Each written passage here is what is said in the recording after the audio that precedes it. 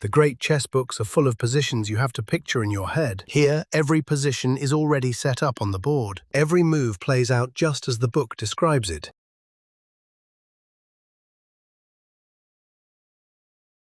So you can focus on the ideas behind the moves instead of reconstructing the board. In chess, the tactics may change, but the strategic fundamental principles are always the same, so that chess fundamentals is as good now as it was 13 years ago. It will be as good 100 years from now, as long, in fact, as the laws and rules of the game remain what they are at present. The reader may therefore go over the contents of the book with the assurance that there is in it everything he needs, and that there is nothing to be added and nothing to be changed. The first thing a student should do is to familiarize himself with the power of the pieces. This can best be done by learning how to accomplish quickly some of the simple mates. The ending, rook and king against king. The principle is to drive the opposing king to the last line on any side of the board. In this position, the power of the rook is demonstrated by the first move, rook to a7, which immediately confines the black king to the last rank, and the mate is quickly accomplished. The combined action of king and rook is needed to arrive at a position in which mate can be forced. The general principle for a beginner to follow is to keep his king as much as possible on the same rank, or, as in this case, file, as the opposing king.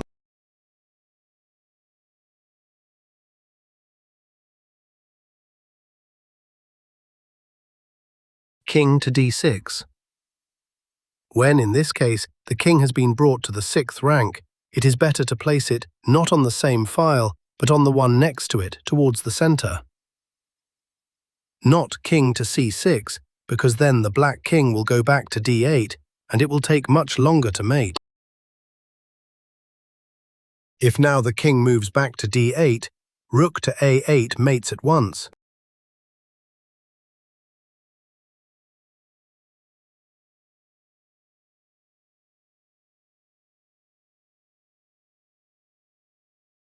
It has taken exactly 10 moves to mate from the original position. On move 5, black could have played king to e8, and, according to principle, white would have continued king to d6. The black king will ultimately be forced to move in front of the white king and be mated by rook to a8.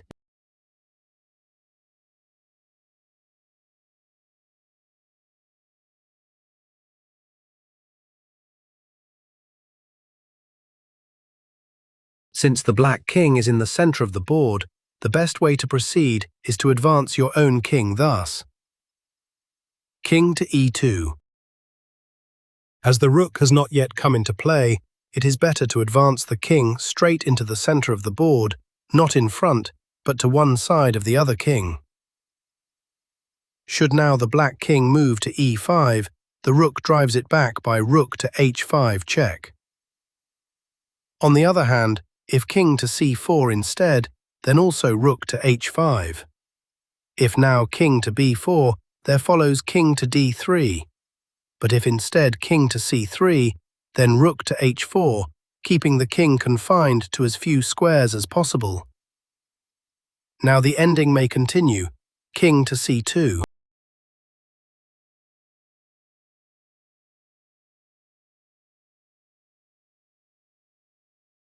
It should be noticed how often the white king has moved next to the rook, not only to defend it, but also to reduce the mobility of the opposing king.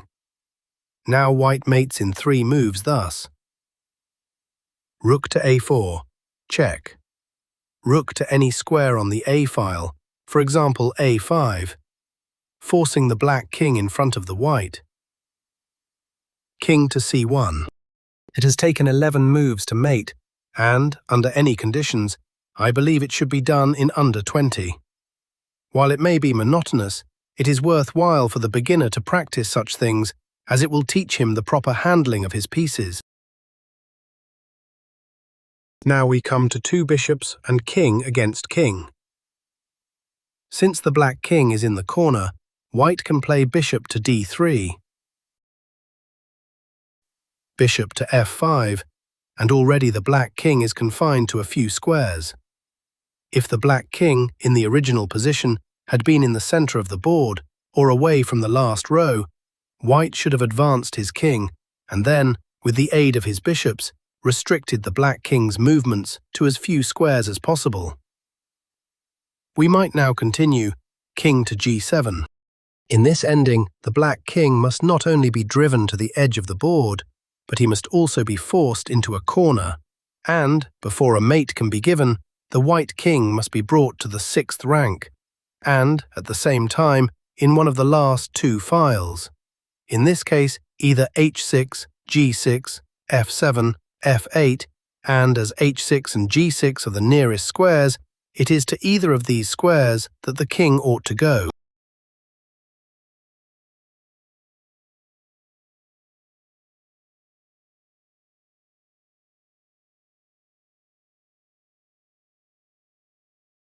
White must now mark time and move one of the bishops so as to force the black king to go back. Bishop to h5. Now the white bishop must take up a position from which it can give check next move along the white diagonal, when the black king moves back to g8. Bishop to g4. It has taken 14 moves to force the mate, and in any position it should be done in under 30. In all endings of this kind, care must be taken not to drift into a stale mate. In this particular ending, one should remember that the king must not only be driven to the edge of the board, but also into a corner. We now come to queen and king against king. As the queen combines the power of the rook and the bishop, it is the easiest mate of all and should always be accomplished in under 10 moves. Take the following position. A good way to begin is to make the first move with the queen, trying to limit the black king's mobility as much as possible. Thus, queen to c6. Already the black king has only one available square. King to e5. King to g5. Should black play king to g4, then queen to g6 check. King to h4 if king to h5. King to f4 and mate next move. Queen to g6. In this ending, as in the case of the rook, the black king must be forced to the edge of the board. Only the queen being so much more powerful than the rook, the process is far easier and shorter. These are the three elementary endings, and in all of these the principle is the same. In each case, the cooperation of the king is needed. In order to force a mate without the aid of the king, at least 2 rooks are required. The gain of a pawn is the smallest material advantage that can be obtained in a game, and it often is sufficient to win, even when the pawn is the only remaining unit apart from the king's. It is essential, speaking generally, that the king should be in front of his pawn with at least one intervening square. If the opposing king is directly in front of the pawn, then the game cannot be won. This can best be explained by the following examples. The position is drawn, and the way to proceed is for black to keep the king always directly in front of the pawn. And when it cannot be done, as for instance in this position because of the white king, then the black king must be kept in front of the white king. The play would proceed thus. Pawn to e3. This is a very important move. Any other move would lose, as will be shown later. As the black king cannot be kept close up to the pawn, it must be brought as far forward as possible, and at the same time in front of the white king.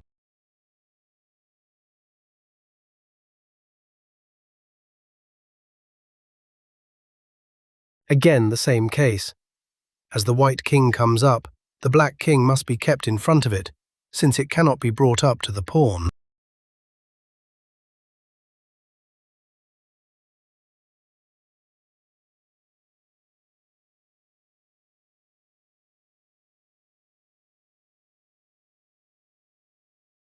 If now white advances the pawn, the black king gets in front of it, and white must either give up the pawn or play king to e6, and a stalemate results.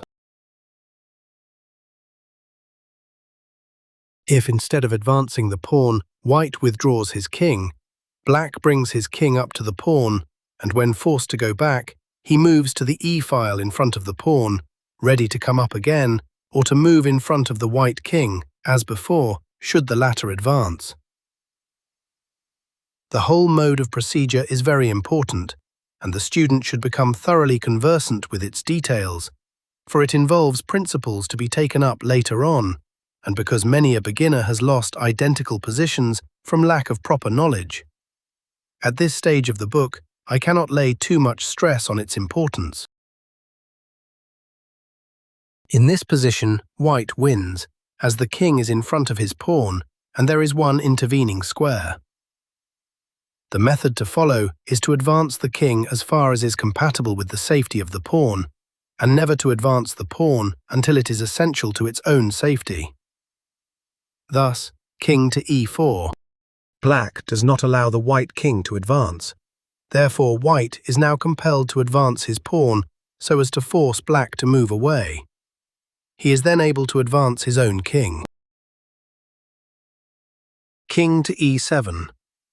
If black had played king to f5, then white would be forced to advance the pawn to e4, since he could not advance his king without leaving black the opportunity to play king to e4, winning the pawn. Since he has not done so, it is better for white not to advance the pawn yet, since its own safety does not require it, but to try to bring the king still further forward. Thus, king to e5. Now the white pawn is too far back, and it may be brought up within protection of the king. Now it would not do to play king to f7, because black would play king to d6, and white would have to bring back his king to protect the pawn.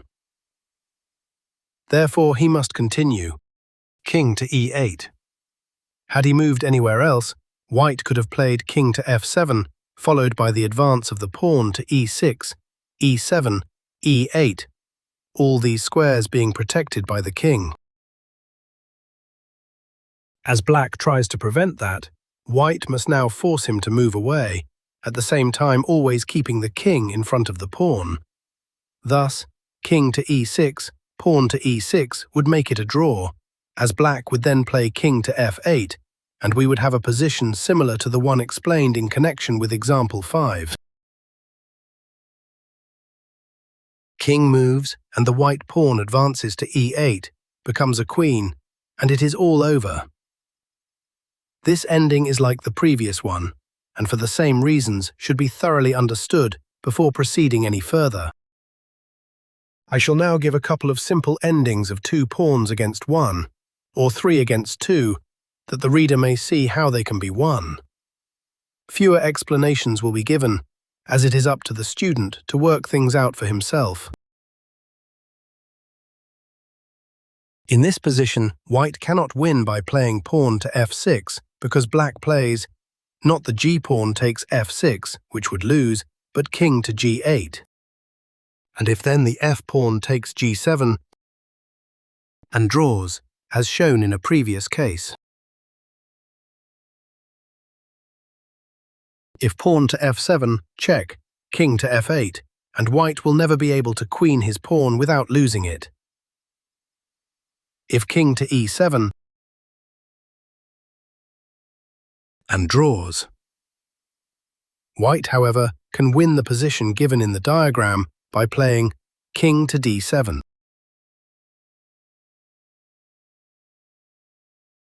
If king to g8,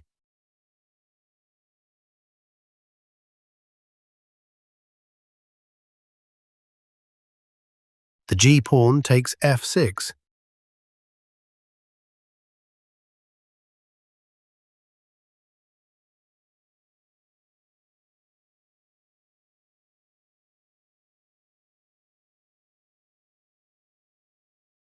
In the above position, white can't win by pawn to f5.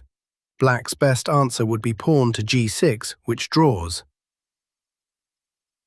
The student should work this out. He cannot win by pawn to g5 because pawn to g6 draws. This because of the principle of the opposition, which governs this ending as well as all the pawn endings already given, and which will be explained more fully later on. White can win, however, by playing king to e4. If pawn to g6,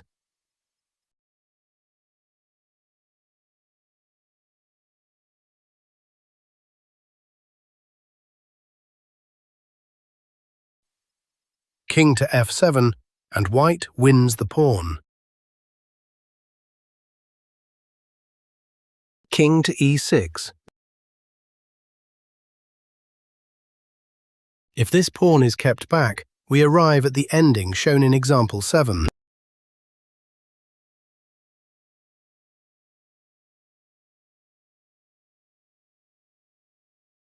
White cannot force his bishop's pawn into a queen. Working out why is left to the student, but by giving his pawn up, he can win the other pawn and the game. Thus, pawn to f7.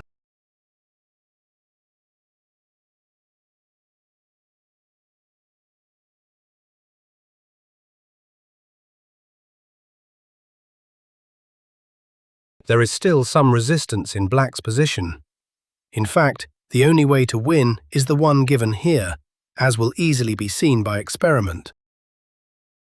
If king to f6, king to h7, and in order to win, white must get back to the actual position, as against pawn to g6, check. The game is drawn. King to h6.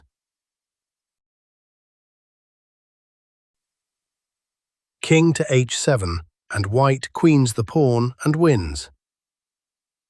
This ending, apparently so simple, should show the student the enormous difficulties to be surmounted, even when there are hardly any pieces left, when playing against an adversary who knows how to use the resources at his disposal.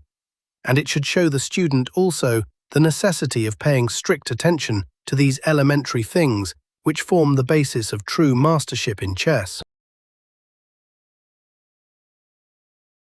In this ending, white can win by advancing any of the 3 pawns on the first move, but it is convenient to follow the general rule, whenever there is no good reason against it, of advancing the pawn that has no pawn opposing it.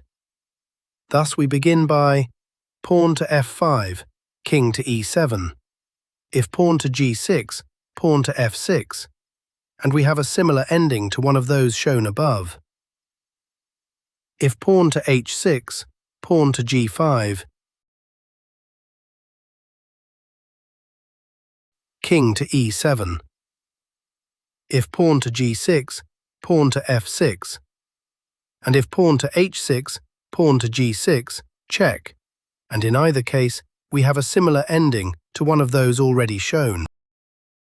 Pawn to h5, and by following it up with pawn to g6, we have the same ending previously shown. Should black play pawn to g6, then the h-pawn takes g6. Pawn to f6 check with the same result. Having now seen the cases when the pawns are all on one side of the board, we shall now examine a case when there are pawns on both sides of the board. In these cases, the general rule is to act immediately on the side where you have the superior forces. Thus we have pawn to g4. It is generally advisable to advance the pawn that is free from opposition. Black makes an advance on the other side, and now white considers whether or not he should stop the advance. In this case, either way wins, but generally the advance should be stopped when the opposing king is far away. King to e6. If king to g6, then simple counting will show that white goes to the other side with his king, wins the pawn at a5, and then queens his single pawn long before black can do the same.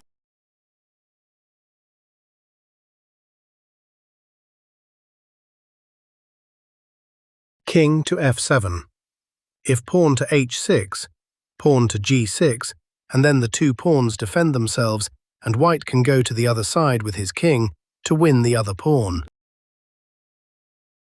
Now it is time to go to the other side with the king, win the black pawn, and queen the single pawn. This is typical of all such endings and should be worked out by the student in this case and in similar cases which he can put up. Furthermore, nobody can learn how to play well merely from the study of a book. It can only serve as a guide, and the rest must be done by the teacher, if the student has one. If not, the student must realize by long and bitter experience the practical application of the many things explained in the book. By the time the student has digested all that has been previously explained, he, no doubt, is anxious to get to the actual game and play with all the pieces. However, before considering the openings, we shall devote a little time to some combinations that often arise during the game, and which will give the reader some idea of the beauty of the game once he becomes better acquainted with it. It is black's move, and thinking that white merely threatens to play queen to h6 and to mate at g7, black plays rook to e8, threatening mate by way of rook to e1. White now uncovers his real and most effective threat.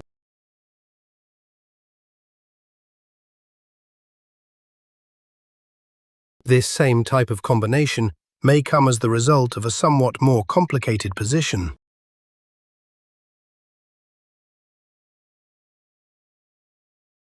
White is a piece behind, and unless he can win it back quickly, he will lose.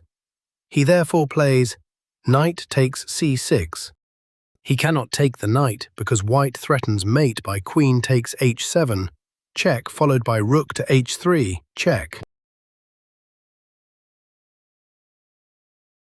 Again, if bishop takes e7,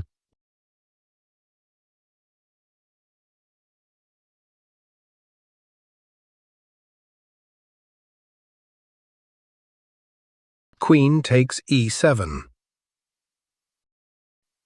Queen to d7, and white wins one of the two bishops, remains with a queen and a bishop against a rook and bishop, and should therefore win easily. These two examples show the danger of advancing the king-knight-pawn one square after having castled on that side. This is another very interesting type of combination. Black has a rook for a knight and should therefore win, unless white is able to obtain some compensation immediately. White, in fact, mates in a few moves thus. Knight to f6 check, the g-pawn takes f6. Forced, otherwise queen takes h7 mates.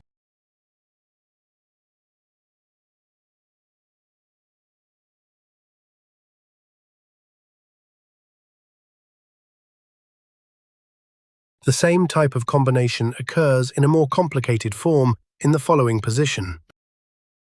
Queen takes d7.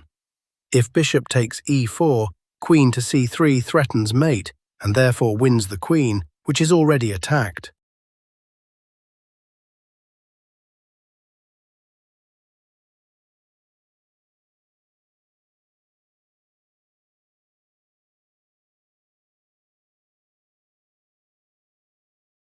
A very frequent type of combination is shown in the following position. Here white is the exchange and a pawn behind, but he can win quickly thus. Bishop takes h7 check. If king to h8, queen to h6 and wins. King takes h7. Knight to g5, and black cannot stop mate at h7 except by sacrificing the queen by queen to e4, which would leave white with a queen for a rook.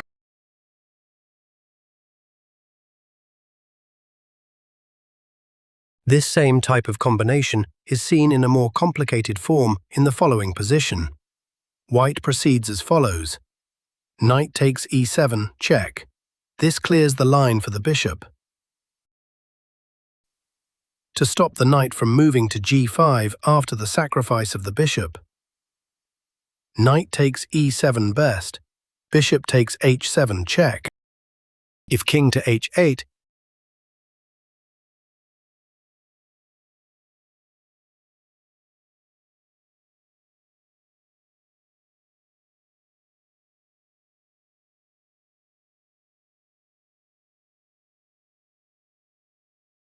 king takes h7.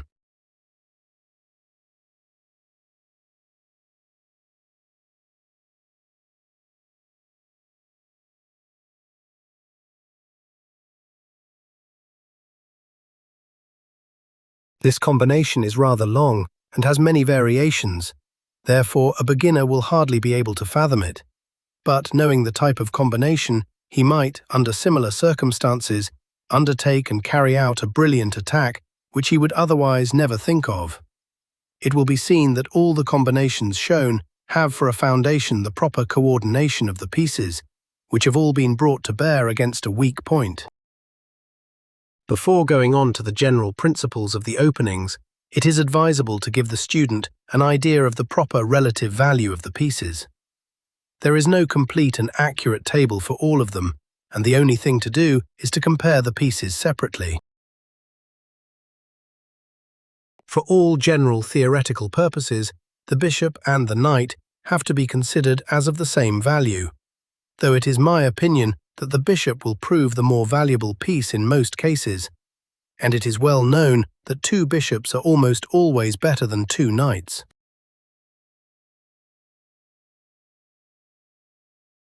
The bishop will be stronger against pawns than the knight,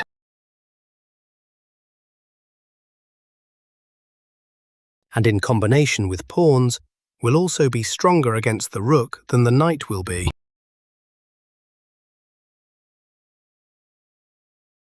A bishop and a rook are also stronger than a knight and a rook.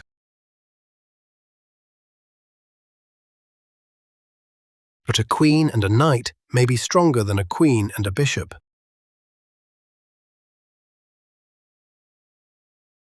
A bishop will often be worth more than 3 pawns, but a knight very seldom so, and may even not be worth so much.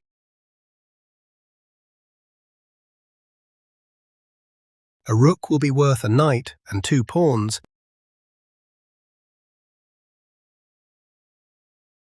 or a bishop and 2 pawns.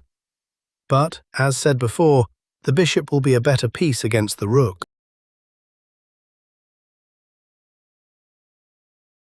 Two rooks are slightly stronger than a queen.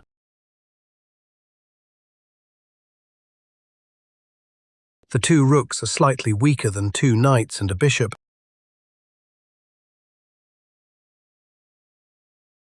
and a little more so than 2 bishops and a knight.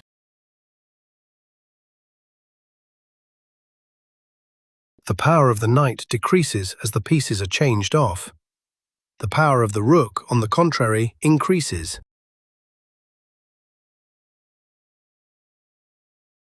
The king, a purely defensive piece throughout the middle game, becomes an offensive piece once all the pieces are off the board, and sometimes even when there are 1 or 2 minor pieces left. The handling of the king becomes of paramount importance once the endgame stage is reached.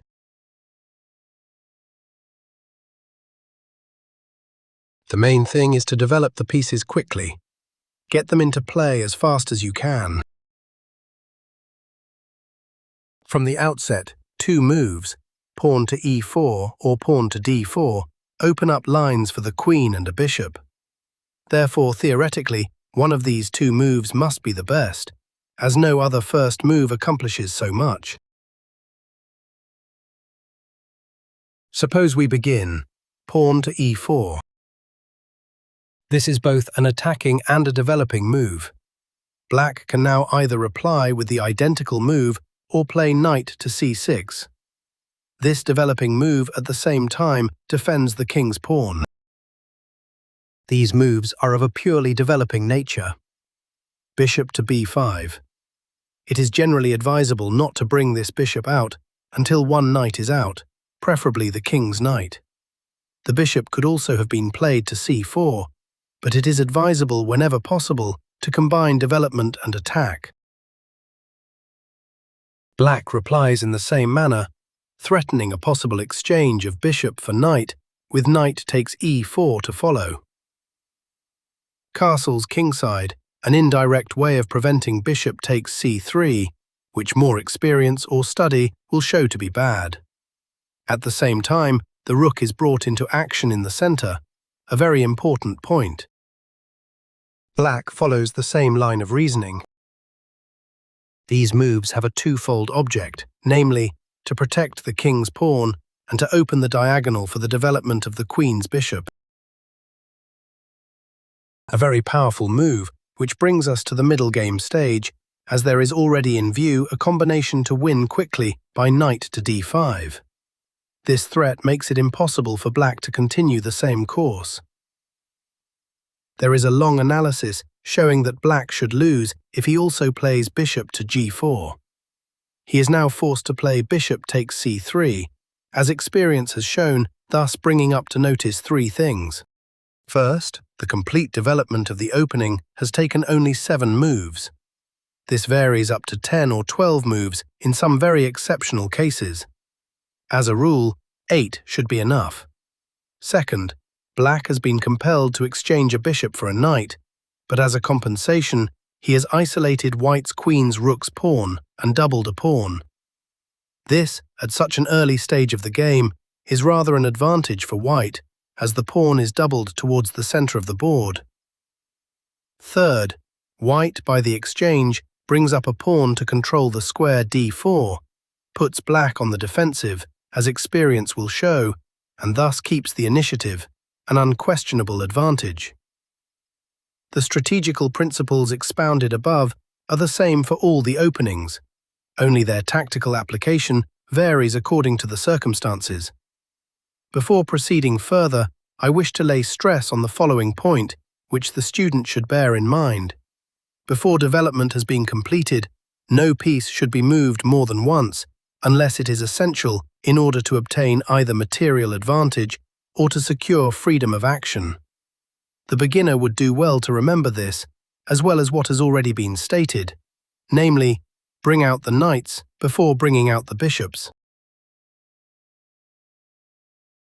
The 4 squares, d4, e4, d5 and e5, are the center squares, and control of these squares is called control of the center. The control of the center is of great importance. No violent attack can succeed without controlling at least 2 of these squares, and possibly 3. Many a maneuver in the opening has for its sole object the control of the center, which invariably ensures the initiative. It is well always to bear this in mind, since it will often be the reason of a series of moves which could not otherwise be properly understood. As this book progresses, I shall dwell more fully on these different points. At present, I shall devote some time to openings taken at random and explain the moves according to general principles.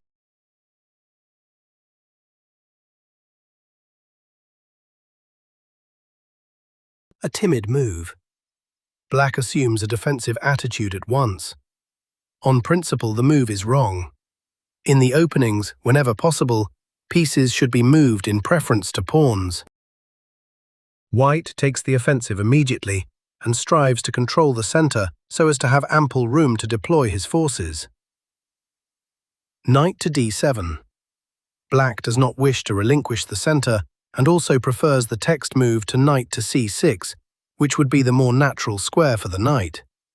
But on principle, the move is wrong because it blocks the action of the queen's bishop, and instead of facilitating the action of black's pieces, tends, on the contrary, to cramp them. Black is forced to pay the penalty of his previous move. Such a move on black's part condemns by itself any form of opening that makes it necessary. White threatened knight to g5, and black could not stop it with bishop to e7 because of the d-pawn takes e5. Knight takes e5. If the d-pawn takes e5, queen to d5.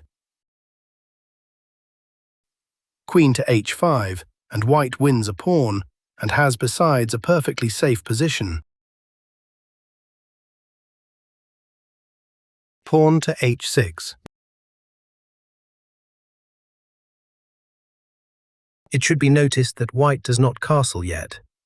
The reason is that he wants to deploy his forces first, and through the last move force black to play pawn to c6 to make room for the queen as white threatens rook to d1, to be followed by the d-pawn takes e5. Black's other alternatives would finally force him to play the e-pawn takes d4, thus abandoning the center to white. With this last move, white completes his development, while black is evidently somewhat hampered. A simple examination will suffice to show that white's position is unassailable. There are no weak spots in his armor, and his pieces are ready for any maneuver that he may wish to carry out in order to begin the attack on the enemy's position. The student should carefully study this example. It will show him that it is sometimes convenient to delay castling. I have given the moves as they come to my mind without following any standard book on openings. Whether the moves given by me agree or not with the standard works, I do not know. But at the present stage of this book, it is not convenient to enter into discussions of mere technicalities, which the student will be able to understand when he has become more proficient.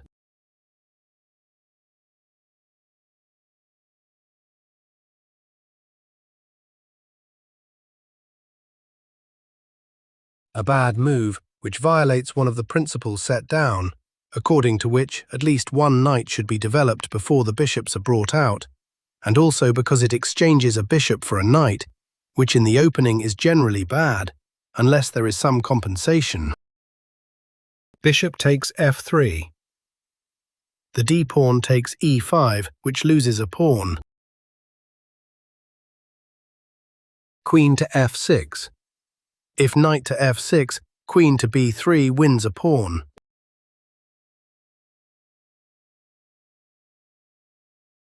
To prevent knight to d5. Black, however, has no pieces out except his queen, and white, with a bishop and a knight already developed, has a chance of obtaining an advantage quickly by playing knight to d5 anyway. The student is left to work out the many variations arising from this position. These examples will show the practical application of the principles previously enunciated. The student is warned against playing pawns in preference to pieces at the beginning of the game, especially pawn to h3 and pawn to a3, which are moves very commonly indulged in by beginners. The student will, in that way, train his mind in the proper direction, and will thus have less trouble in finding a way out when confronted with a new and difficult situation. I shall now give a few positions or traps to be avoided in the openings, and in which, practice has shown, beginners are often caught.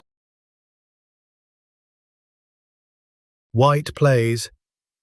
The d-pawn takes e5, knight takes e5. Black should have recaptured with the pawn.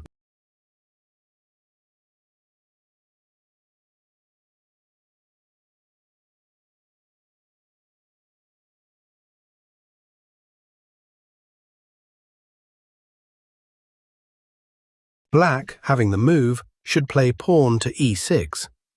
But suppose he plays knight to f6 instead. Knight to e5 would also give white the advantage, the threat being, of course, if bishop takes d1.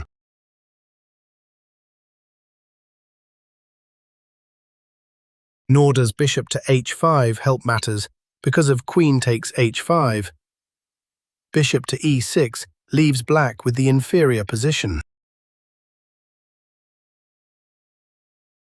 Bishop takes f7, check. But white's move in the text secures an immediate material advantage, and the beginner at any rate should never miss such an opportunity for the sake of a speculative advantage in position. Knight takes g4, and white has won a pawn besides having the better position. There are a good many other traps. In fact, there is a book written on traps on the chessboard. But the type given above is the most common of all.